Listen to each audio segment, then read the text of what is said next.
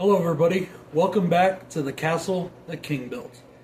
Now, I know I've been gone for a while as far as doing official videos, but it's just been crazy hectic between health stuff and work stuff.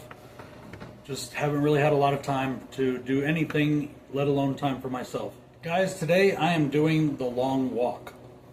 Now, this is a novel that I am extremely familiar with. And if you remember here on the Castle that King built, we compare the movie work to the novelization, or the novel, pre-novel, whichever came first. Usually with Stephen King, it's the novel. There's only one that he wrote the book after he wrote the novel, and that was because he did it as a screenplay for somebody, and then he decided to write the book out of it. Anyways, we'll get to that one some other time. Or did we already do it? I honestly don't remember. The Long Walk is a 2025 film, and I've forgotten who directs it, but I'm not really going to go so much into that kind of stuff. It does star Mark Hamill, it stars Cooper Hoffman, and it stars Garrett Waring. And I've got some things to talk about with all three of those people, and that's why I mentioned them in the listing. One of the things that a lot of people don't know is that in 1988, this was supposed to be a movie already, and it was supposed to be directed by George Romero. This movie did finally get released in 2025 to mostly good, but mixed reviews. I did see some negatives.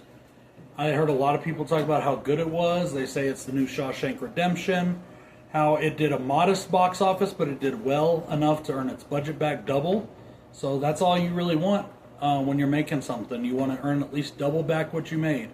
Unless you're like Disney or something where you have to make $1 billion on every project, even though they never do. Like in this case, this one had a $20 million budget. It made $63 million. So it made 3 times its budget. I mean, you can't ask for a whole lot more than that. Especially for a little-known novel from 1979 that was part of the Bachman books. Written originally under the name Richard Bachman. New printings have it under Stephen King. The novel The Long Walk is one of my absolute favorite Stephen King novels. It may be my second favorite after it, to be honest with you, with Rage coming in a close third. I love the book of The Long Walk, so I know everything that goes down in the book. I've read it 100 times. I was anticipating this movie so much, even though I was extremely cautious, because we all know how I feel about Stephen King movies. Over the decades, they've been very much a couple hits and more misses. But I have to say, a lot of the newer ones are doing a lot better than they did once. This is probably in my top 2 or 3 Stephen King films of all time. I mean, I would put this up there with Shawshank. I'm not saying that it's as good of a movie as Shawshank, but for me personally, I really enjoyed it. Now, some of the detractors said, oh, it's too long, it gets slow, it's boring in places. This is a psychological horror film. This is a horror film as a statement on America.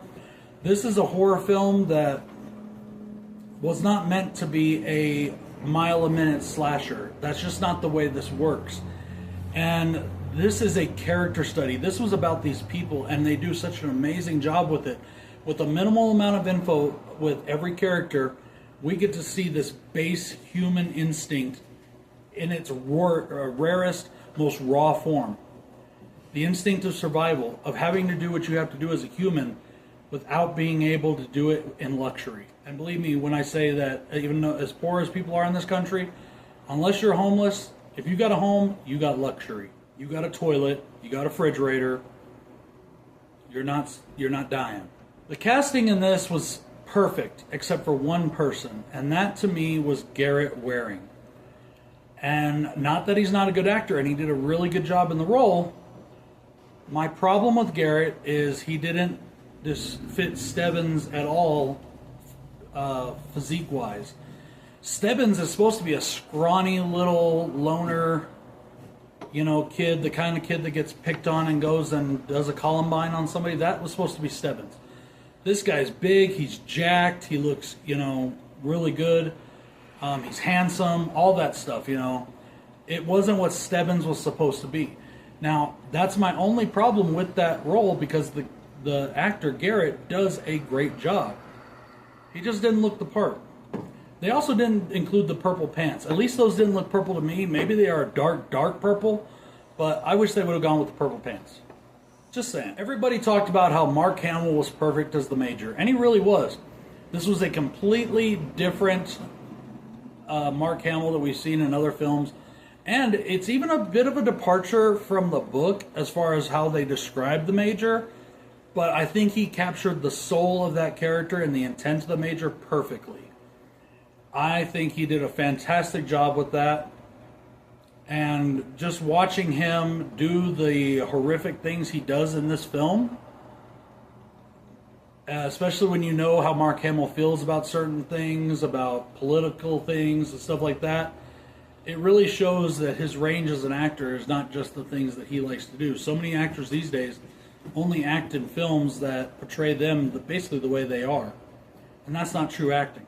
Now I want to move on to Cooper Hoffman, who was perfect as Garrity. Garrity is one of my favorite characters in all of Stephen King. And I'm going to get to the ending a little bit later. So slight spoiler in that. Garrity, he personified Garrity. He looks the way I thought Garrity should look. And he acted just like Garrity. McVries, Pete McVries. I forgot the actor's name that played him, and I wasn't actually going to talk about this. They did a race swap on him, but I honestly don't care because, I mean, we only assume that he's white in the book because of the way Stephen King writes. And Stephen King, for all his politics now, has always had a pretty racist edge in his writing. Let's all be, upfront about that. Let's all just, be honest there. And I understand why he does it. It's the same reason Quentin Tarantino does it. It's not that he's racist. He's portraying people as they truly are. I get that. So in the book, Pete McVries is just described as a tall, good-looking kid with a scar running all the way down his face, which he had, and black hair, which he had. So, you know how I feel about race swaps? This one didn't bother me because it's not a true race swap. There were a few things that I was a little disappointed in, but it wasn't a terrible thing. It's just what you have to do in a movie, time constraints, things like that. The character of Art Baker and Hank Olson, their characters were kind of switched. Hank Olson is the religious one in the book, and Art Baker is the more studious one in the book.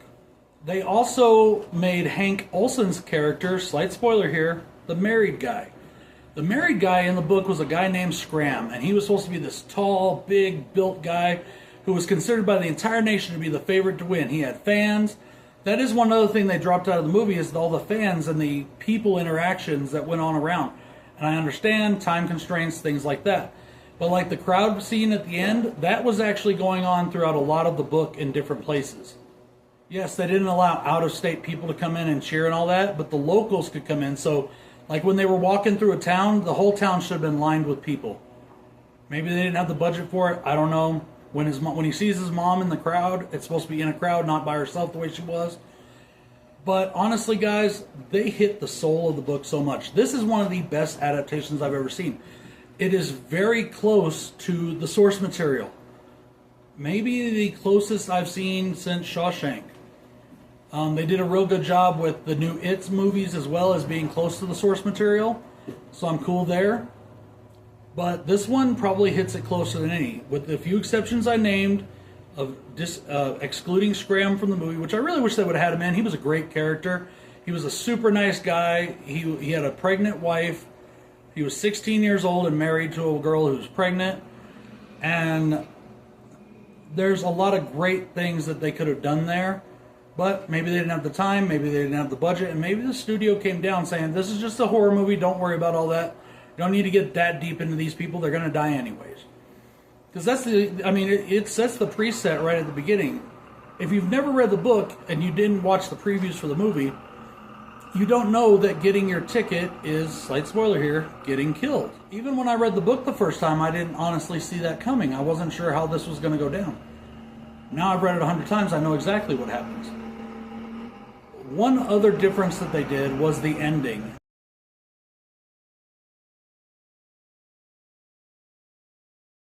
So this is the part where I'm going to give a spoiler for the movie that you may want to turn the video off for or skip ahead, something like that. This is the part where I'm going to talk about the ending. This is the last part that I want to talk about that's different from the book. And basically all they do is a role reversal. They do the scene exactly the way it's pretty much described in the book, but they do it with a role reversal. The actual ending of it, they change slightly. I'm not sure why they did it that way. I prefer the book ending, but this was a good ending too. And I hear there's an alternate ending. I'm going to have to get it on Blu-ray DVD and find out. So in the book, Garrity saves McGreaves. They're the last two. Garrity saves McGreaves, and then McGreaves talks to him, and he just decides to sit down and die. That's it. He's done. Garrity wins. In the movie, Garrity saves McGreaves, but then Garrity just decides to sit down and die. And McGreaves becomes the sole survivor, the winner. And here's the other part that they changed. He goes up and they ask him what his wish is. And it's the Major himself asking what his wish is. And he wishes for a carbine, and he kills the Major with it. Shoots the Major dead, and then he walks off. Now, it's a disambiguous ending for this reason. Because, obviously, after he killed the Major, which would have been a major crime, no pun intended, the other soldiers would have probably shot him dead. He just walks off. A lot of fans think that they did shoot him dead, and that's him walking off into heaven and still feeling he needed to walk. Because in the book, when Garrity wins, they're asking him, what's your wish? What's your wish? Because the winner gets thousands of dollars, plus they get whatever their wish is, granted. Whatever the wish they want in anything in the world, they get. He decides to just keep walking because he doesn't feel he's done. He's like, I got to keep walking. There's still miles to walk. He thought the race was still going on. He was so messed up in the head by then that he had to keep going, and he just keeps walking. That's how the book ends. Those may seem to some people like major differences, but I understand it from a cinematic viewpoint. You have to change things. If you keep it exactly the same, who's going to want to watch the movie where the ending is exactly the same as it is in the book? Aside from me. But you know what? I get it. It was cool. The movie is phenomenal. Guys, I'm really out of practice with this. I haven't done this in a while, and I hope you can't tell that I'm out of practice, but I am. I loved it. I really did love it. Like I said, maybe my second favorite Stephen King adaptation of all time. And I do think that it is going to be like Shawshank in a way, where Shawshank did a modest box office as well, and now is known as the greatest film that's ever been created. And that's not just me saying it. Other people say it. Sports Illustrated said it. No, that's an Easter egg for wrestling fans. Guys, I definitely recommend this movie if you haven't seen it. And I really recommend the book. Please check out the book, The Long Walk. It is phenomenal. It was actually voted one of the top 100 books that teenagers should read. Now, I don't know. The way teenagers are these days, I don't think they can handle it, honestly. I don't think they could handle this book. Me, I read this book when I was like 10. So, I don't know what that says about me. Or about my parents that let me read that stuff. Anyways. Guys, I hope you really enjoyed this. I have to go out and buy this movie. I cannot believe that I waited this long. I didn't go out and buy it. I was like, oh, I'll just watch it later. I'll get it later. I haven't gotten to it yet. Even though I loved the book and I wanted to see the movie so bad, I just got so busy and things just started skipping my mind and I kept forgetting about it. Until I saw that it was going to be put on HBO Max. I saw that commercial like a few days ago. And as soon as it came out yesterday, I watched it. A high recommendation for me. This one is really close to the source material. They do Stephen King justice by it. And I hope you all enjoy it, just like I hope you enjoyed this video. I wish Bill was with me. Unfortunately, it's hard for us to do videos now because he lives so far away. I'm going to try to see if I can talk him into doing some stuff and sending it up to me or doing a stream or something. We'll just see. Bill also has a very busy life. Guys, I love y'all. I miss y'all. Bronco Juggalo. Peace.